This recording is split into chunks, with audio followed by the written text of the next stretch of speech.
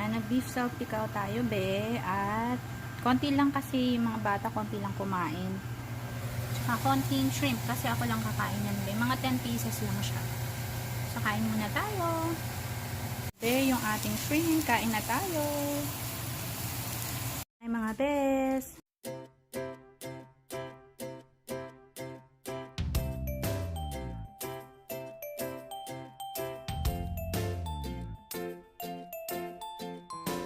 Kain muna tayo. Start na natin. Hindi kasya be sa frame, kaya hindi tayo kasya sa frame. Si Hana nandito sa kanan ko ngayon. Si Hadasa sa kaliwa yung pagkain niya. Kaya lang, hindi pa siya kumakain be. Nag-cheese siya, nag-cheese. Pray muna tayo sandali. Yan. Marami daw tao ngayon dun sa seafoods na tindahan. Alam nyo ba, yung pagkaluto ko dito sa beef salpicao, may garlic siya. Yeah, good. Pero nilagyan ko ng onion. Usually, ang beef salpicao, di ba, walang I'm not seen. Usually sa beef salpicao, garlic lang. Nilagyan ko siya ng onion.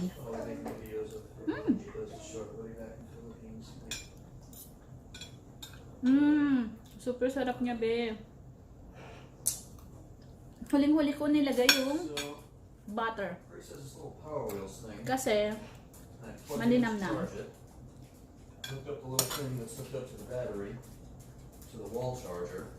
Nilagyan ko siya ng garlic, pepper at saka ng garlic powder.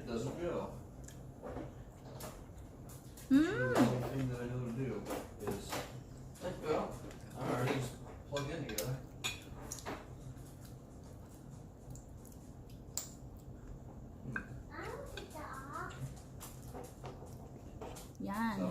Just battery died from, like dead from sitting around for so long. So, yeah, that looks cool. Yeah, I see. Lunchtime namin dito, be, sobra. Yeah, see, Tanghali na ako nakagawa ng lunch. take this B out. And put this B in.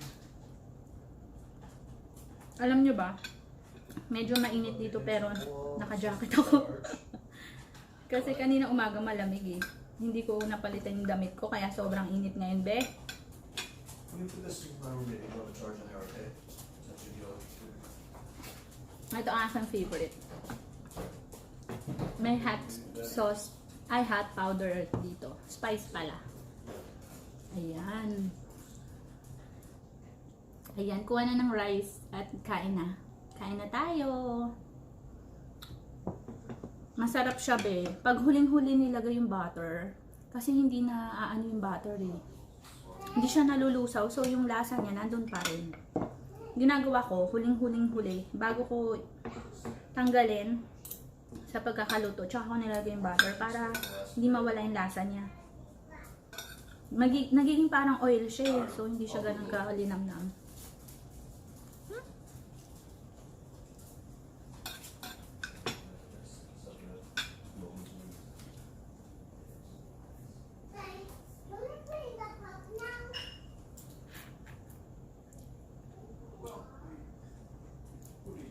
Matagal na ako hindi nag-seafoods, be, kasi ang haba ng pila sa eh.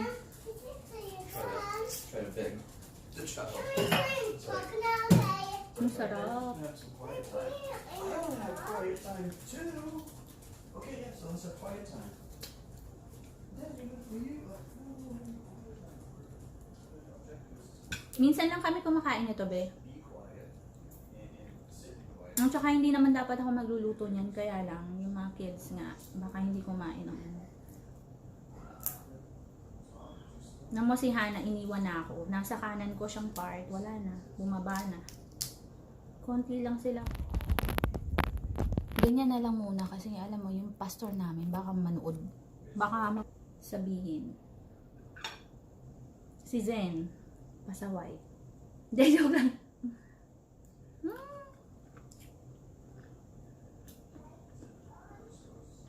Alam nyo, sa buttered shrimp, ito ang pinakamasarap.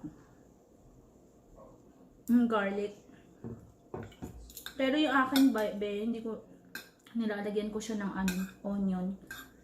Para sa akin kasi mas malasa. Lagyan natin yung ating vinegar.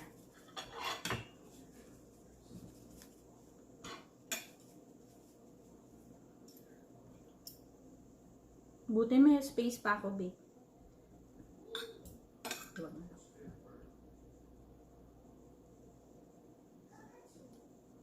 Pero,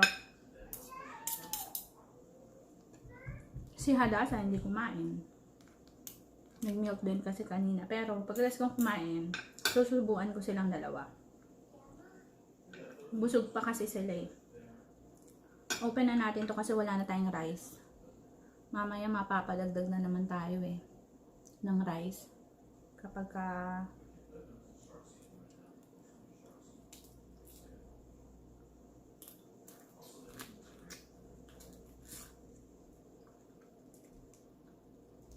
may mukbang pa kami ni Hana ng lugaw na may tokwa. Kaso yun yung time na nag-start na yung lockdown, so hindi ko muna na lang yun pinost.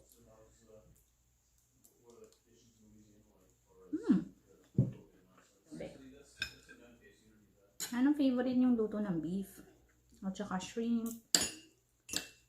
Ayan. Meron akong yung garlic at saka onion. Usually sa beef salpikaw, garlic lang na madami. Feeling ko mas masarap kasi pag may onion. So,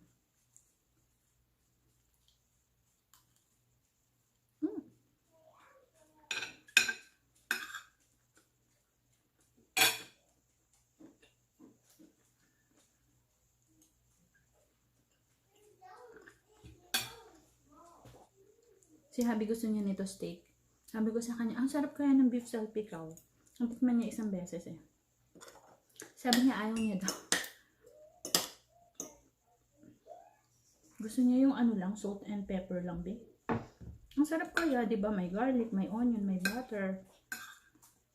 Pero ako, nilagyan ko ng konti yung beef be. Kasi usually sa beef salpikaw, ginigisa lang, di ba? Para sure na sure akong lutong-luto, nilagyan ko siya sa tubig kasi konti lang. Tapos pinatuyuan ko ng tubig para sure kang lutong-luto siya. Tapos ito din, si Habi, hindi rin kumakain masyado nito. So ngayong araw, ako yung kakain yan. May matitira pa ako dyan, hapunan ko na lang mamaya. Ayan, kain muna.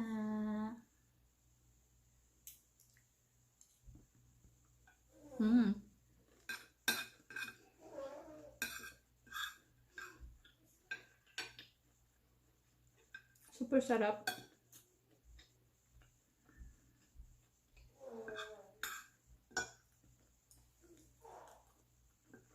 Wala na akong bawang at sibuyas.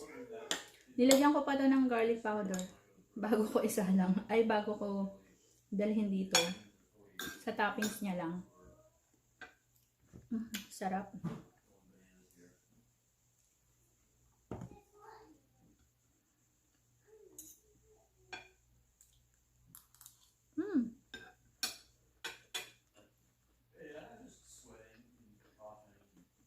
Ayan be, may rice na tayo. Malamig na rice to.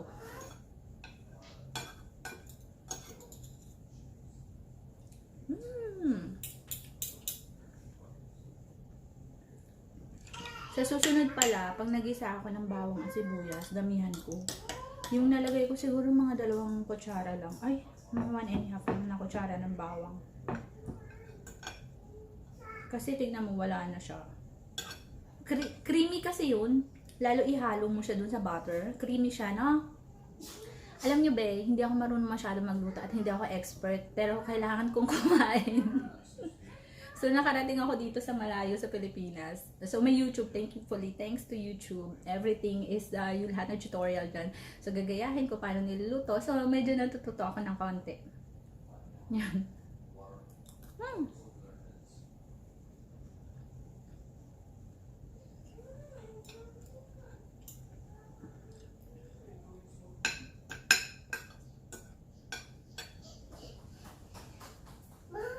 Yan sa lasa.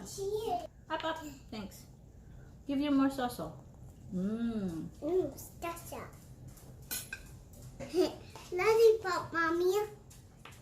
You eat your lunch first. Ouch, Ariko.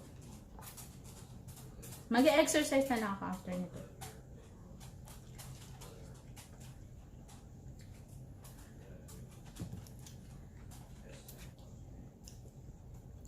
Masarap din siguro ang adobohin ng salpikaw. Pero pag inadobo mo siya, hindi na siya salpikaw, be. Lagyan ko na nga lang. Konti lang yung nalagay kong butter. Tignan nyo yung sauce, konti lang na. Ano lang yun, mga 2 inch, hinati ko sa gitna para sa shrimp at saka dito. Kasi ilalagay pa yun sa bread yung iba.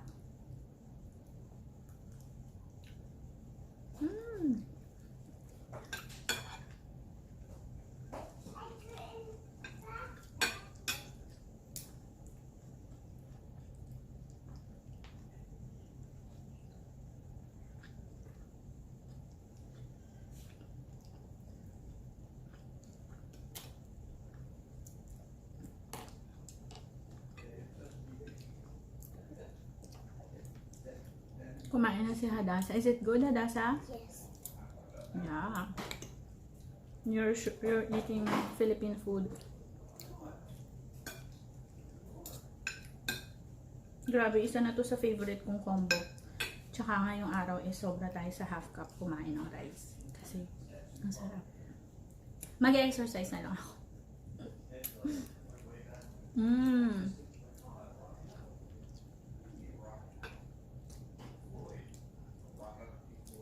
Love ni Hadasa ang Philippine food.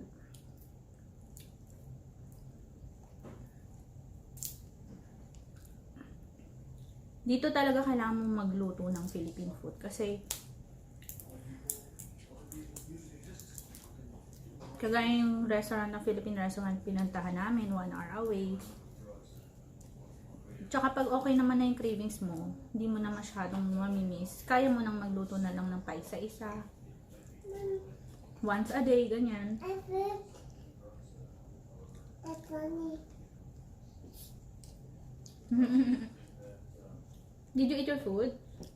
And then, You have to eat your food. Mommy. Say hi. Hi. Hi. Say hi. Hi. Mommy, my favorite. Yeah, your food. Do you want me to get it? Drink lang ako, ha? Yucky, Mama. Yucky.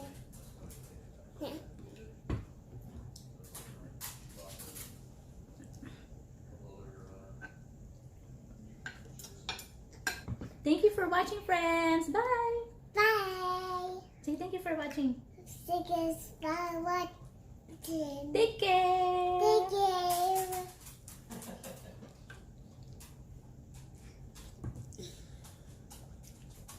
Hmm.